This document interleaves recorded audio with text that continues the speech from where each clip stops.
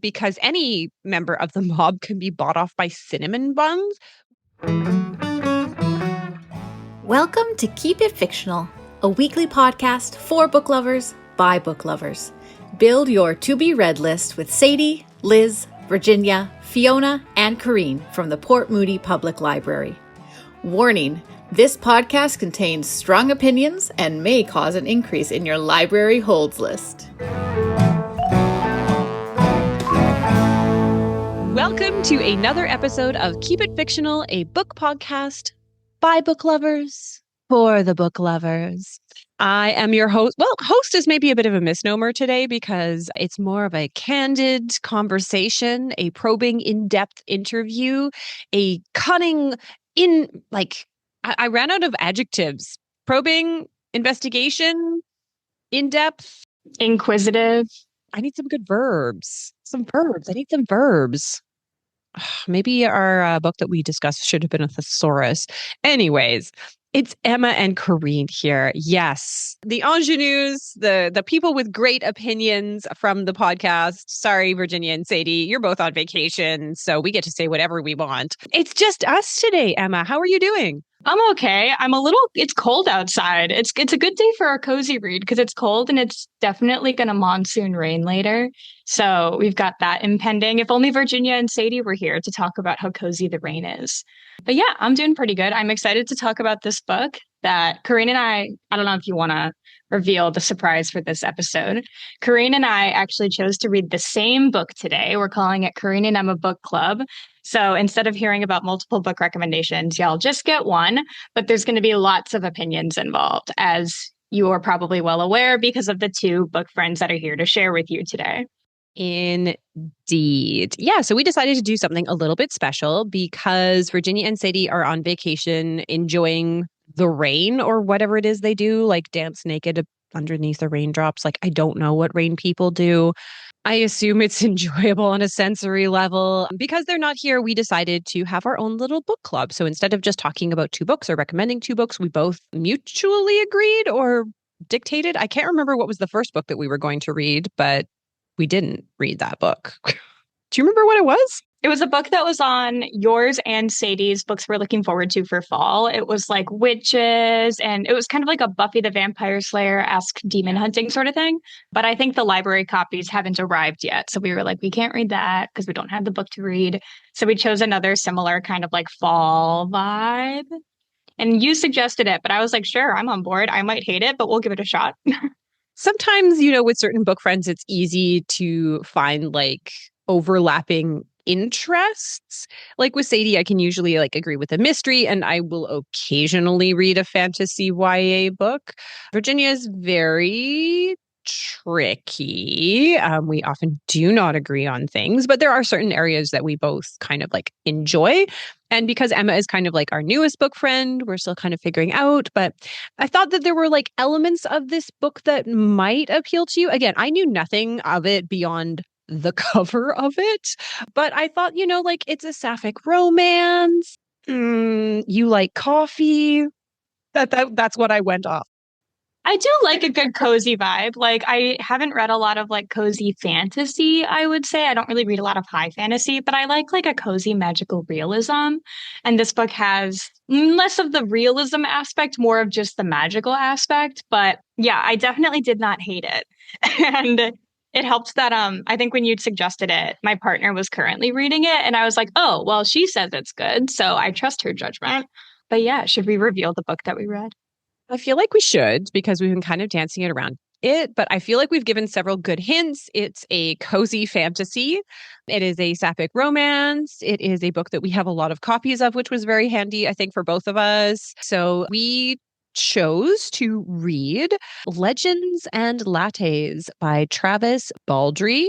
Wait, you listened to the audiobook. How do they pronounce it? I think it's Baldree. The author actually reads the audiobook, was interesting. I have mixed feelings about that. Really love it when an author reads their own memoir, but not every author is a good narrator. I would say this guy was not my all-time favorite audiobook narrator, but he was not unlistenable. So he did a good, decent job. Damning praise. Yeah, so the kind of like gist of this book is like after the D&D campaign is over and they've like retired from adventuring, what did they do? Well, apparently they open a coffee shop. So our main character is Viv, and she is an orc, if I remember correctly. Yes, she is our green friend on the cover, and she's kind of like barbarian class, if you want to kind of delve into D&D terms. So she's a fighter, but she's kind of like over it. And has recently become kind of like obsessed with this new gnomish invention and their new drink, which is coffee. And so she decides to have kind of like one last adventure, take her spoils, and open a coffee shop in a quaint little fantasy town. And then it's all of the like ups and downs of being a small business owner. And then she kind of finds a really cute employee. I don't know. Emma, you want to take over from there? Yeah, so Viv arrives in this city. She's decided this is the right place to open her coffee shop. We are not given kind of any insight as to why she chose this place. We do know that there are some kind of sketchy folks that walk around this place and there's kind of like, I would call them like mob bosses. There's people who like visit her coffee shop and demand that she owes them money. Yeah, it's a mafia exploitation. Yeah, for like existing there. So we got a little bit of that happening. But so I don't play D&D, so I don't know if all of these like species of characters are D&D characters. So what is a hob? Because she befriends a hob who's like a carpenter who helps her build the coffee shop, build the tables and the bar and everything. So if I had to take like a stab at it, a hob is a halfling, which is a copyright-free way to say a hobbit. So hobbit, but hobbit, I believe, is owned by the Tolkien estate. So it's a hob, or in D&D class, it's like a halfling. So I would like a tiny carpenter, sort of. Yeah. So she befriends this hob. She kind of finds him on the docks and watches him work. And she's like, that guy's good at his job. I want to employ him, which is an interesting way to recruit employees. But she gets this guy, his name is Cal, short for Calamity, to help her build her coffee shop. And they just kind of vibe. They just kind of hang out. Eventually, once the shop is built, she decides that she needs someone to help her run it. So she puts up a job posting for an assistant, where she then meets Tandri, who's this nice pink character on the cover here. Tandri has great taste in sweaters, and she is a succubus. Now, Corene, do you want to add anything about Tandri? I like her. I think she's snarky. I think actually Tandri was maybe my favorite character of the entire thing.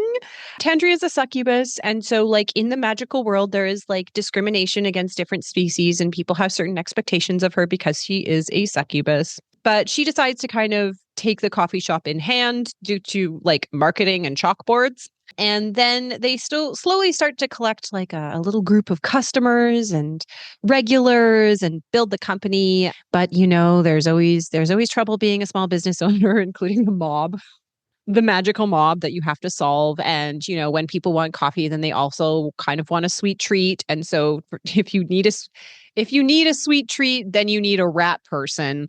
And if you need a rat person, your rat person is going to make cinnamon buns and biscotti. It took me like a really long time to realize they were talking about biscotti, which like shame to me. Were those biscotti the whole time? Yes. The little thimblette things? I had no idea. See, we're already learning. We're already learning on this episode. Yeah. So the little rat whose name I did not catch. Thimble. Okay. Invents like cinnamon buns and biscotti, like good on ya. And then, you know, as you know, the bad things are coming, she needs to kind of call back her own crew to give her a hand. But she's also grappling with like the fact that she's retired. It's very like Lethal Weapon. It's like, no, I'm retired. I can't get back into the game. You can't drag me into the game. Once I pick up that sword and start like slaying people, then I won't be able to stop. There's conflict. I guess. I don't fully understand the like, so there's literally like, there's these mafia people who are like harassing her, who are demanding money from her. And then I would say that the main antagonist, because she actually like, when she eventually goes and meets up with the mafia boss and is like, hey, so I don't actually want to pay you. the mafia boss is like, that's fine. You can pay me in cinnamon buns instead. And that conflict is resolved like 2/3 of the way through the book without anything actually happening. Sorry about the spoilers, but it was just like, okay, what was the point of like building up this villain? I don't fully understand. And so the actual villain of the story, if you could call him a villain, if there really is an antagonist, would we? Maybe. But the villain's a bit of a stretch. But the actual villain of the story is one of Viv's former comrades from her D&D party, I would call it. Her adventuring party. Her adventuring Her party. adventuring party. Yeah. One of her comrades who I don't know if he's necessarily jealous of her success or if he just wants this like kind of prize that she got from their last adventure, but you can say he starts showing up and harassing her, and that's kind of where the real conflict ensues, if you could call it that. The real enemy is the friends that we made along the way. Yeah. So yeah, we're gonna put like a blanket spoilers for this entire book as we're just gonna like get into it. And I think that, like, Emma, you kind of alluded to, and we're both like gently dancing around the fact that I don't know that there is conflict in this book. On the surface of it, there is conflict. And I'm like, okay, yeah, the mob should be, that is an antagonist. And then it turns out it actually isn't, because any member of the mob can be bought off by cinnamon buns, which, okay. Full disclosure, I hate cinnamon buns. I find them too sweet. I find them cloying. I find them disgusting. And so the idea that the mob would be bought off by cinnamon buns is absolutely ludicrous to me. I have complicated feelings about cinnamon buns, and I apologize, Virginia, because I know you're going to have to listen to this to edit it. And Virginia is sort of, I would call her our resident cinnamon bun lover. We have bonded over kind of sharing our favorite cinnamon bun shop in Vancouver. Is this place called Grounds for Coffee. You should go. Super good. Listeners, you should go too. But are we getting paid? Is this like a paid sponsored episode? Shameless plug for Grounds for Coffee. It is not a paid sponsorship. I just love their food and their coffee is very good. But what I've realized is like a hot take opinion about cinnamon buns, because I like cinnamon buns, but I don't like them with icing on them. Because to me, the cinnamon bun itself, the bread and the cinnamon and the sugar, like that is sweet enough. That's a delicious sweet treat that I love to enjoy when I'm really in the mood for something giant and will put me into cardiac arrest. But when you add the icing to it, that puts it overboard. That makes it too sweet. And Virginia and I have gotten into arguments about this. She thinks I am ludicrous for not liking the icing. But yeah, so I do like a cinnamon bun. I'm just picky about them. But yeah, apparently every mob boss can be bought off with cinnamon buns, which to me is just a little ridiculous. Granted, in the book's defense, they do describe it as a high fantasy, low stakes adventure. So we shouldn't have expected there to be many stakes in the first place. But I want to, like, a book should have a little conflict. There has to be some sort of plot action going on. Yeah. Yeah, there should. And I think like the crux of the entire conflict is supposed to be like, can Viv really put her bloodthirsty ways behind her and fully like retire into this new lifestyle? And I think that is like supposed to be the driving like big character question that goes throughout it. So all of these like fake antagonists is what I'm going to call them. Like they're just kind of like bumps along the way to kind of like test her resolve to see if she can kind of stick to this new path that she's going on for herself. And yeah, maybe through reading this book, I learned more about myself and that I need more conflict. I need a little bit more conflict. Yeah, I wouldn't say, if you want my scathing review, I wouldn't say this book has a lot of substance to it. A lot of the plot is, there's just like chapters upon chapters upon chapters of them just building the coffee shop and describing like all of the carpentry that's going on. But it's not even just like regular carpentry. It's like fantasy medieval carpentry. So they're using a lot of words that I don't understand. And I'm just like, yep, they're building, clicking the button through my e-reader to get through it. And then once the coffee shop is built, once the coffee shop is opened, then you get chapters upon chapters of them discovering what pastries are. So it's like there's a whole chapter where they decide that like, oh my goodness, these people need food to go with their coffee. And so the little rat baker named Thimble, so he's called a ratkin. I don't know what a ratkin is. envision a tiny rat. I think he's like a a large rat, like little rat person. A small person-sized rat. Um, but he bakes some cinnamon buns, and they're like, "What is this delicacy?" And he's just like, he doesn't really talk. He just kind of motions. And so they start to sell cinnamon buns. And then later on, they need another pastry. So he invents biscotti, and they're like, "What is this delicacy?" So there's like, it's quite repetitive. There's a lot of just like Thimble introducing them to a pastry, and then like you every single time they add a new thing to the menu, you get a whole bit where they write it on the menu, and then you have to read through the whole new menu, and it's just like, we get it. You're building a coffee shop, but it's kind of repetitive. I mean, it is what it promises it to be. It is literally about, like opening a fantasy coffee shop. It is so funny that you mentioned the construction because I was like, this is like watching someone play The Sims.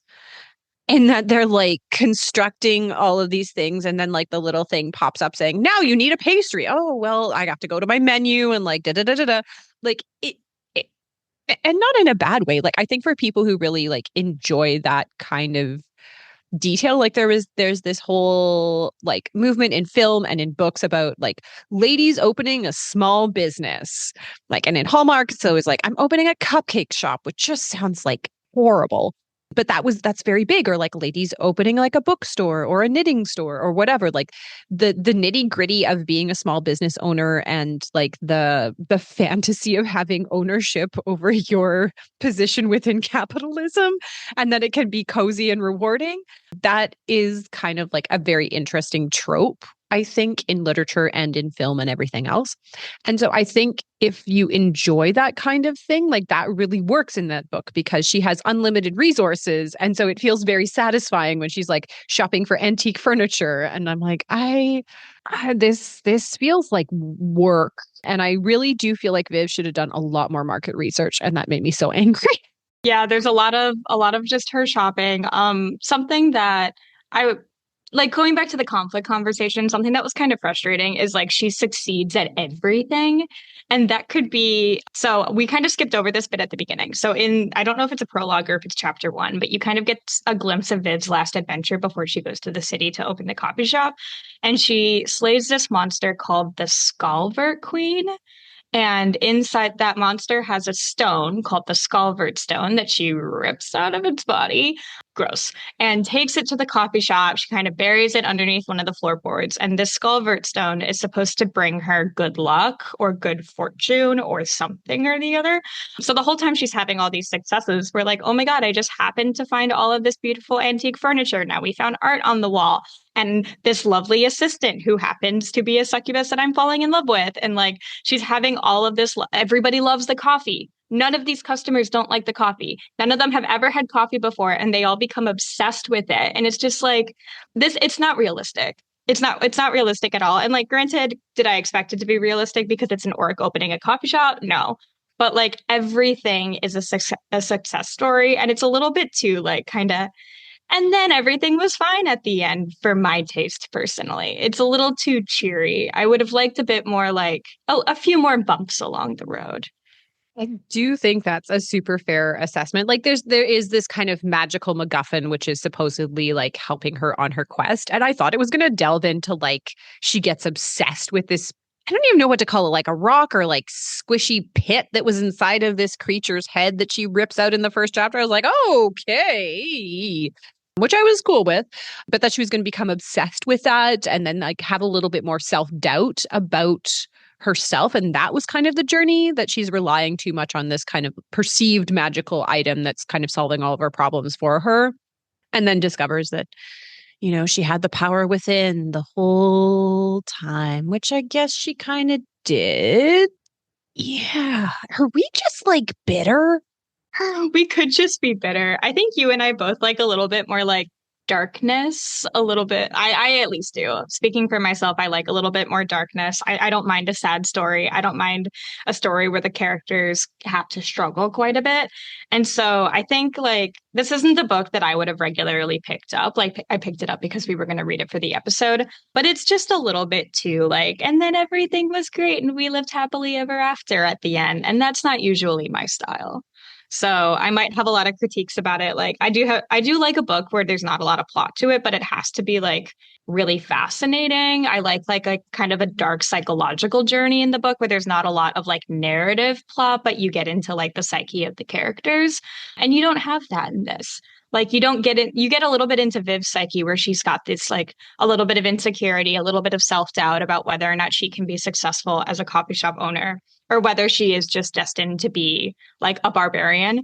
You do get a little bit of that, but then like she kind of immediately gets over it because all of her friends are like, "No, you're great at your job. You don't need the sword. You're amazing." And she's like, "I am amazing." And like it's just like it's yeah, it's definitely some people's type, but it's not my type of stuff. I think like you're really like nailing the for me what was one of like the big questions that I feel like wasn't answered is like why does she want to open a coffee shop anyways? What do you want out of it? If you just wanted to like drink coffee, like no disrespect, go for it. But like what about the ownership of this business and selling coffee to people was appealing to you because she seems constantly surprised that people are coming to the store, even though she needs them to come to the store to like pay bills. But like, she doesn't have a vision about what she wants to achieve with the store, which seems strange.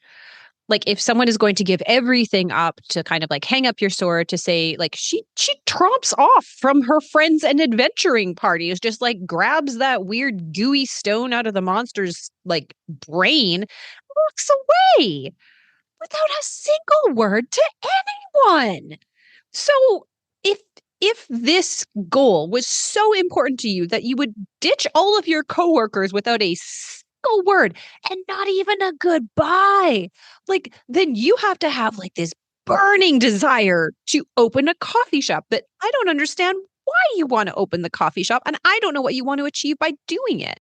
Yeah, to me it seems like she tried coffee. She went so coffee is like a gnomish invention in this story. Apparently everything that's high tech is gnomish. I don't know if the gnomes are supposed to be some like super advanced society, but yeah, I don't know enough about like gnome lore to be able to answer that. I don't know if you have a comment about gnome lore It's D&D accurate. They're like tinkerers. because the only gnome lore that I've got is from TJ Klune's House in the Cerulean Sea book, where the gnome is just like a gardener.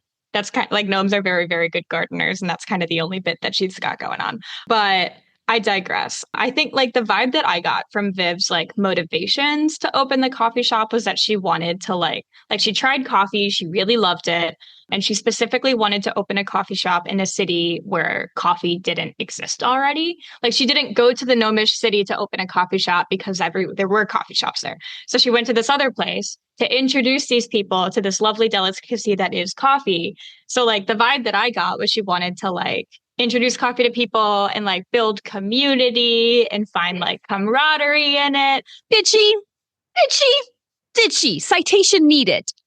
She didn't say this explicitly. This is just like the energy that I got. But at the same time, you said earlier that like every time a customer walks into the shop, she's so surprised. And anytime like one of her friends decides to stick around and help her out, she's like, "What? What? Me? But I kill people." So like my impression was that she wants to build community, but at the same time she's like so shocked that people keep coming back to this coffee shop. So it's like I don't really know what Viv's expectations were. And it's not like she needs the money to pay the bills because what bills is she paying? She bought the building and she's not paying the mob boss because she's paying her in cinnamon rolls. So like the only money she needs is the money to buy the goods to keep the coffee shop open. So There's that overhead, right? Like you need to buy the like she's importing coffee, which I can't imagine is cheap, as well as the milk and like inventing freezers or something. I gnomish technology like you do. they invented ice because one of the customers didn't like hot drinks. And oh, that was actually, as someone who worked at coffee shops for a long time, that was a bit that I thought was funny was a local university student kept coming to the coffee shop and just like looking around and then sitting at a table and spreading all of his books out and studying. And Viv would go up to him and be like, "Can I help you with something?" Because he wouldn't buy anything. And then he would just go, "No, I'm good." And he would keep using the space as a study space without actually being a patron of the cafe, which, like, as a former barista, it's a very real problem where people just come and hang out. And it's like, this is not the library. You can't just come in and not buy anything. So there were, like, as far as conflict goes, there were like very real coffee shop related conflicts where like a customer's coming in and not buying anything. That's about it. And so the ratkin, the little baker guy, he invented ice so that they could make iced lattes so that this guy now could buy something. And oh my gosh, now they've turned him around and now he likes coffee. And even at the end, it's cold out, so he buys a hot coffee and they're like, oh, Viv is changing lives with lattes, sort of. As someone who doesn't like hot coffee but really enjoys an iced Americano, I did honestly appreciate that invention a lot. I thought of you when I read that. Yeah, I was well pleased by that. Yeah, this is such an interesting book in that, as you say, it's like it's all about kind of building community without wanting to build community. But I think that there are other authors who have done this so much more successfully that this is kind of cribbing off of. I don't know if you've read any Terry Pratchett. I haven't, but I have a really good friend from when I was at UBC, who's like obsessed with what's the big sci-fi series that he has? Sci-fi or fantasy? Maybe it's fantasy, but Discworld. That's it. That's it. So like I haven't read any of them, but my friend Hannah is obsessed with them. So I've heard much about it. Yeah, so this I feel like is a variation on what Terry Pratchett has done. Probably he did it best in Going Postal, which is kind of like the fantasy equivalent of setting up the postal service, which you wouldn't think on the surface is a compelling narrative. Yeah, but actually turns out to be genuinely so moving and so wonderful and so beautiful. That one's maybe like a little bit more purposeful in that it is a kind of like unredeemable trickster, conniving con man who is forced to invent the postal system or like go to jail and be killed, and ends up reluctantly building a community around him of, a ragtaggle bunch of people. It's very found family. But it's also about like fighting the man and fighting against capitalism because it's Terry Pratchett and that's what he does. And I think he does that so successfully. I think Terry Pratchett is one of the best writers, one of the best modern writers, who maybe doesn't always get his props because he's writing in fantasy, but he is genuinely one of the most clever writers that I have ever encountered. And he does things like this, usually to make some sort of commentary, some bigger commentary about something else. And I feel like this kind of has that, but kind of lacks, to choose like a 19th century term, like lacks bottom. It lacks depth to it in that it's not really, I don't really feel like it's saying anything about anything. Yeah, like I haven't read Terry Pratchett, so I can't comment on that. But I would say that this has like the potential to say something about that. Like it has the potential to be a commentary on capitalism or on like, I don't know, mob bosses controlling cities, but it doesn't execute it. There's no like you said, there's no proper depth to it. Like it very much could have done that, but it's very like surface level. And even as far as like the found family community aspect of it goes, like I really liked Tandri as a character, but a lot of the other characters that become a part of this found family are quite surface level. Like we don't really get much from the Hob. His name is Cal. From Cal, aside from just like he builds stuff, he shows up and like instead of saying nice things, he just goes, hmm. But like Viv assumes that that means he likes her. We meet this musician who is like kind of shy at first and then comes out of his shell, and then he helps them build the shop when they need construction stuff done. And but like you don't learn anything about these characters. And so I can't really call it a found family because like where is the family aspect? Where is the emotional connection between these people? With the exception of Viv and Tandri. But other than them, like they weren't really giving me much. Well, it's because they're not allowed to develop outside. It's only their connection to Viv, right? And what they can help her with. So you don't feel like they have their own lives and wants and goals outside of what they can service to her. And so they end up feeling really flat because they're just like what they can contribute to Viv's business. Gosh, we sound negative. The writing was pretty good. I wouldn't say it was the most phenomenal book I've ever read. Everything comes with a negative. With books like this, it's like if the plot doesn't sell me, but the writing is really, really fantastic, then I can still get into it. If the plot doesn't sell me and then the writing is pretty mediocre, or even if the plot does sell me and then the writing is really mediocre, then I just like, I can't finish the book. So, like, I would say that the writing itself was good. There was nothing that bothered me about the writing, but a lot of it was just kind of exposition writing, though. So, yeah. It's really tough when you read a book like this, or when we're talking about a book like this for the podcast, is like, am I judging it on the criteria of what the book is trying to be or what I wanted the book to be? And I feel like in many ways, this is a me as a reader thing, in that I wanted something from the book that was not the purpose of this book. This book is very straightforward about what it is. And, you know, it's turn your brain off, don't worry about it, take a break, open a coffee shop, make your little characters do their things. Everything's going to be okay. And I wanted things to not be okay. I tend to prefer books where things are not okay. And so, like this, if your expectations are, I just want to read something that's light and cozy and easy and not a lot of conflict. So, if you like sapphic pining, I wouldn't necessarily call this book a romance, but there definitely is a lot of pining that happens throughout it. And so, if you want something that's got that kind of like light and fluffy, cozy vibe, like this would have absolutely fit our cozy episode, I think. Unless we were leaning towards magical realism and not just straight up fantasy. This is definitely a good like fall vibe book if you want to just like cozy up with a fluffy blanket and a warm cup of coffee. And if you're like me and have cats, with a cat on your lap, if you like that kind of vibe, then like this is a book that I think you would enjoy. My partner really liked it, but she tends to prefer those like kind of cozy romance, like lighter, fluffy books than I do. So she really liked it, but it just, I don't think it was what I was looking for. I don't think it's something that I would have normally been drawn to. I do like a little bit of coziness, but I like a little coziness with an edge. And that's what I think. I wouldn't necessarily call Terry Pratchett cozy, or kind of like in the same line like TJ Klune. It's like on the surface of it, this seems very sweet and very simple, but it's always has part of what makes a cozy book really successful, I think, is that it's choosing to be cozy and soft and gentle in a world that is dark and cold and uncaring. And I think that when it's successful, you acknowledge the kind of injustices and unfairness of the world and harshness of the world. And yet your characters choose to be gentle with each other because of that. And I think that kind of messaging is what makes a successful book of that genre for me. It's not necessarily that the world is a light and easy place. It's that people are choosing to be gentle with each other because they know that.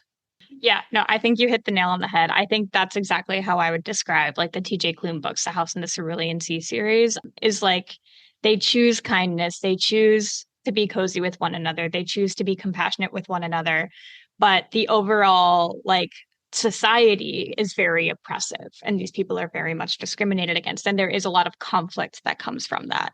Or like as far as cozy magical books go, like I really loved Before the Coffee Gets Cold.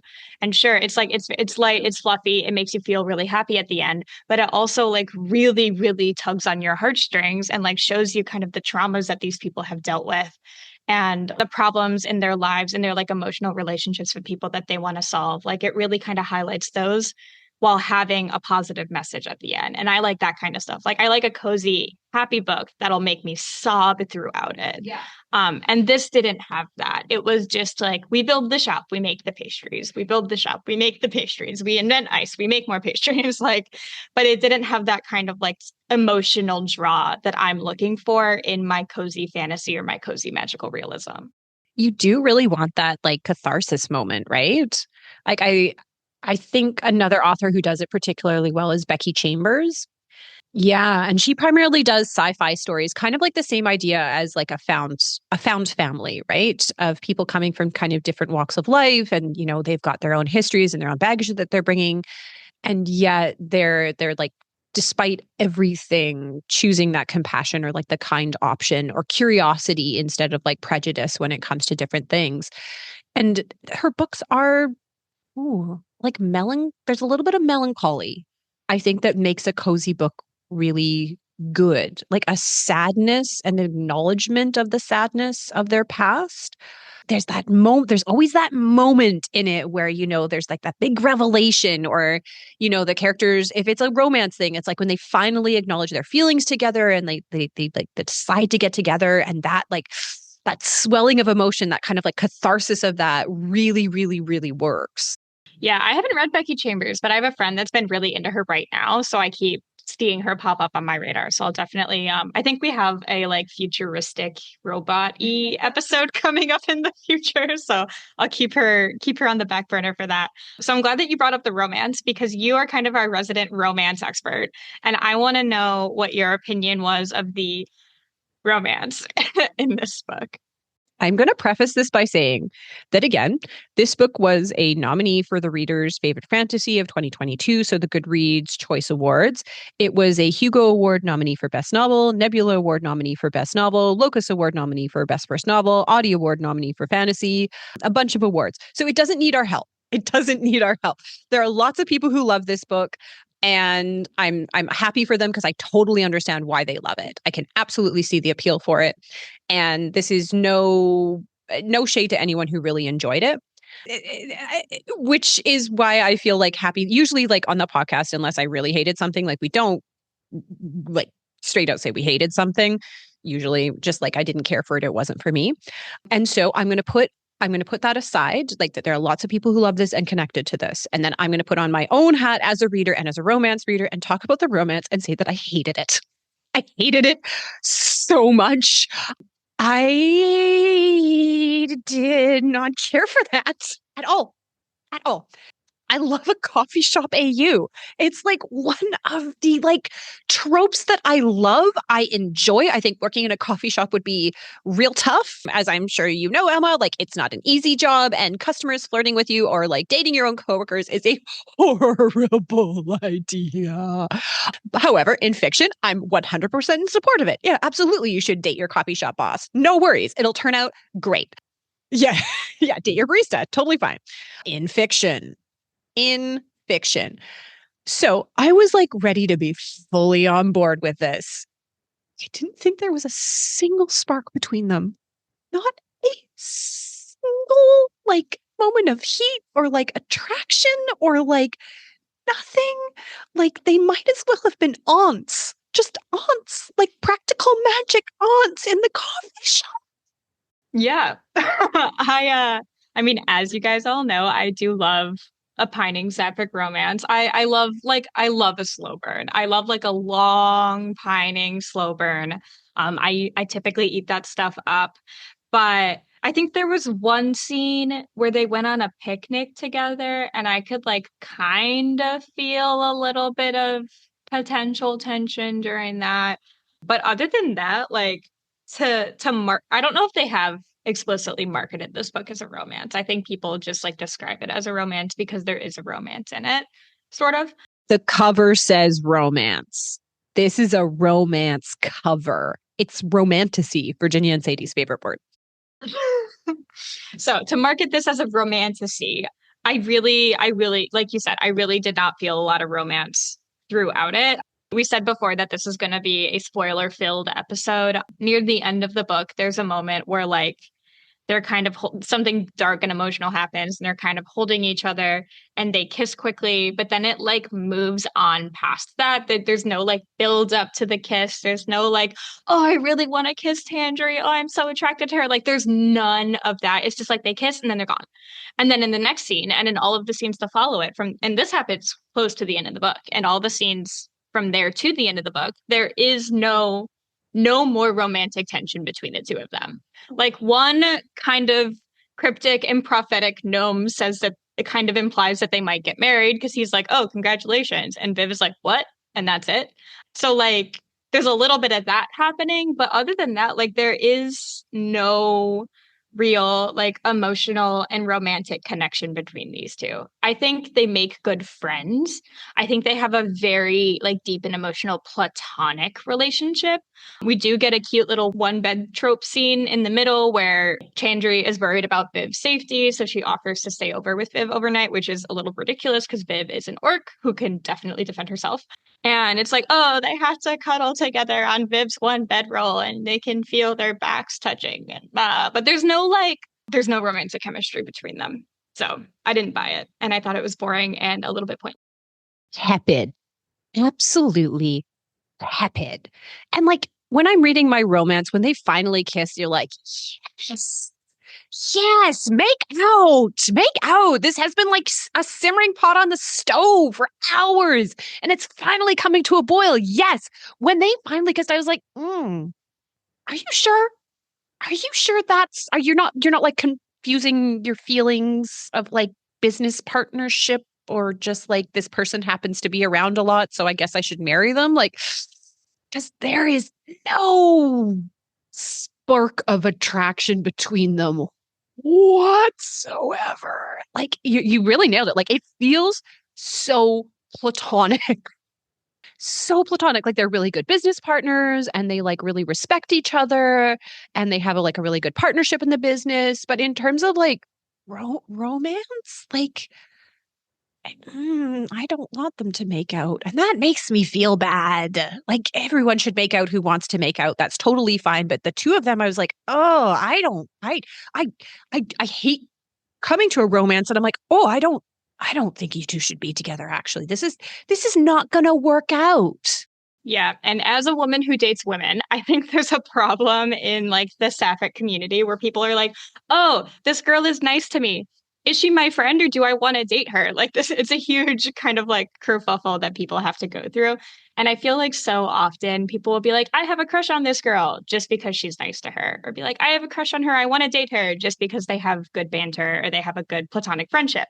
And I can kind of feel that same energy in this, where it's like just because you are both sapphics existing in the same space does not mean that you need to date and does not mean that you are romantically compatible. Yeah, I think Travis Baldree is a good cozy writer, a good fantasy writer. I would not call him a good romance writer because I did not buy into it. No, there's just like no build to it. And I think it's because there's that very focus on like the practical steps that you need to take to open a coffee shop business that like a really good romance writer would build in that tension in each of those events, right? And I think like there's an attempt made to it, but because there's no tension between them, really, there's no conflict between them. There's no kind of like simmering point of tension. It's just like, well, I respect you and you respect me. Yes, we both respect each other. Which great. Like building something on a foundation of respect is integral, but you gotta like just like the cinnamon bun, you gotta put a little bit of icing on top just to like make it interesting. And there is little to no tension because there's nothing really getting in the way of them getting together other than the fact that Viv is, you know, her boss, which should be more of a point of contention and yet is not. Like, there's no reason why they can't hook up, but they just don't because. Long dramatic pause. And big spoiler for the very, very, very end of the book. There's even that moment where the coffee shop burns down. They have to rebuild the coffee shop. Viv builds a second bedroom upstairs, implied for Tandri. So it's like, okay, now that you guys have kissed, now that you guys are going to be together, we assume that you can sleep in the same bed, you know, because that's what people who date do. But no, they're going to be roommates. They're going to be roommates. That's what really got me. It's like if you want this person to be your romantic partner in addition to your business partner, then you should at least like sleep next to each other in the same bed, not in separate rooms. So yeah. Or have a conversation of like, hey, you want to move in? I don't know. And maybe make out a little bit and then like ask rather than building a whole bedroom for them. Yeah, they had like one chaste kiss and then Viv built Tangeria a bedroom without asking first. It was pretty much what happened. I mean, I wish it was that easy to get real estate, but like, it's not. It's not. So yeah, it's a very strange progression of their romance as well, because as you say, there's one kind of little cute little peck, and then we're moving in together, but in separate bedrooms. I love Lucy style. So it's yeah, it in terms of like a romance, I think it doesn't work. I just don't think it works. And I wanted to cheer for them. I wanted them to like have that good romantic tension, but it's just not there. It's just not there. Yeah. So that is our honest and scathing review of Buns and Lattes. Did we want to do an existential question today? I feel like our existential question is like this book. Yeah. And so before we recorded, Corene suggested doing like we could kind of recommend other cozy fantasy reads, other kind of like similar reads to Legends and Lattes if you're into this kind of vibe. But I think we kind of did that, especially when we got into our like critique of the writing and you started going through like, here's a bunch of authors that did the style better. So if you like this, but you want to read something that might be a little better, Corene mentioned Terry Pratchett and Becky Chambers. I really love Before the Coffee Gets Cold. You could just listen to our entire Cozy Fantasy episode we did a little bit ago and get all our suggestions there. I don't know if there's anything else you wanted to add as far as book recommendations. No, it's very funny. And I'm going through like a very fast Goodreads list of like cozy fantasy. Funnily enough, Emily Wilde's Encyclopedia of Fairies that I talked about 2 weeks ago is on this. We mentioned TJ Klune. Yeah, it's one of those genres which is kind of having, I guess, a moment right now. I would say this kind of like gentler fantasy romance sci-fi thing. A book that I saw pop up quite a bit was the graphic novel by Kay O'Neill, The Tea Dragon Society. I love those books.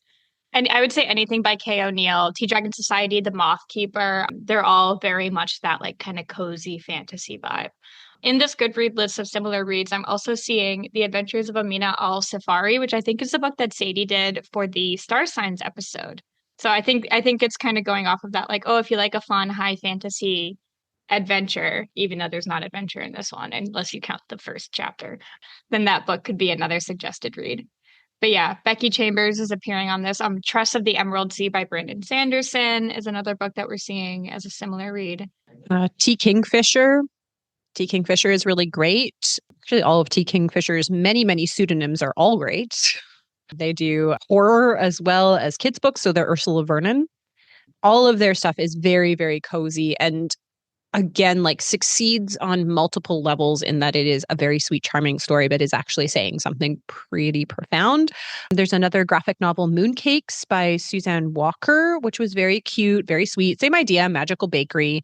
Everyone's doing a lot of like cooked goods. Howl's Moving Castle by Diana Wynne Jones shows up a lot, and that's one of my favorite books of all time, which I think is absolutely lovely. So yeah, there's a lot out there. I think that it's definitely a genre that we're going to see a lot more of, which I think is great. Oh yeah, Shauna Maguire is the one who kind of like brought this book to prominence, so we should give a shout out to them. Their book, The Children of the It's a book of very short novellas about like magical children when they get booted out of their magical world and can't quite reintegrate back into society. That series is kind of like not very cozy, actually, but Shauna Maguire is a very well-respected fantasy writer, and they kind of promoted this book, and then it started to kind of like take off, which I think is wonderful, like writers supporting other writers. And this is Travis Baldry's first book, which I think is really cool for like a debut author to kind of get a lot of renown. Yeah, I think it's just, again, it's one of those situations where this is just not the book for us as readers. And it's not to say that a book is bad. And that's kind of like the wonderful thing about books is that what for me is not hugely satisfying as a read, for someone else is really like scratching an itch, which I think is lovely. And kind of as Emma has been saying, like you don't need to think too hard. It's very sweet. It's very cozy. Not much happens. Don't worry about it. Do you like watching people play The Sims? Then You got this. Or like, what is it? Roller Coaster Builder? Roller Coaster Tycoon. Yeah. If you like Roller Coaster Tycoon, but like with a coffee shop, then this is absolutely the book for you. Awesome. Well, I think we kind of covered it all. Any last things you want to add? Or shall we sign off for today? I always feel bad when I don't like a book. I always feel bad when I like a book. And we've spent, and have forced all of you to listen to kind of like our hot takes on it. But I think it's a parting word. It's like, it's whatever works for you. Yeah. Every reader is unique. Every reader brings something unique to the book that they're reading.